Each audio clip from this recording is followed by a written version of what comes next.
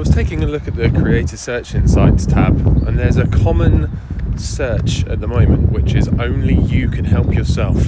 And it's really important to make clear that when it comes to mental health, that isn't the case. You can confide in others, and if you are suffering alone, that isn't the right thing to do. From my experience with mental health and anxiety, is there are some good ways to confide in others, and then there are some quite bad ways to confide in others. Now, one of the bad ways is just unloading all of your feelings and anxieties on somebody. It doesn't matter who it is, it can be anybody. If doing that doesn't actually help you in the long run.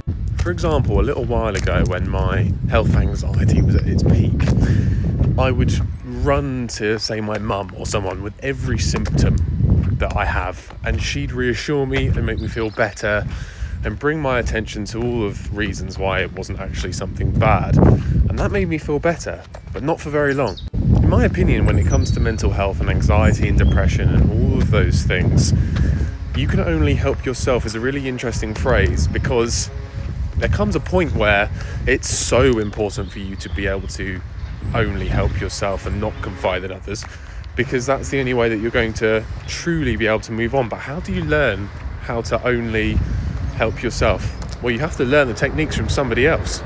In my experience, that was having CBT, which is cognitive behavioural therapy. That was the true turning point in someone else, me confiding in someone else, them teaching me how to depend on myself to make myself feel better. So it's a really interesting thing. Helping yourself is so important, but it's okay to need that help from somebody else, a professional who's dealt with people like you loads of times before. You're not alone.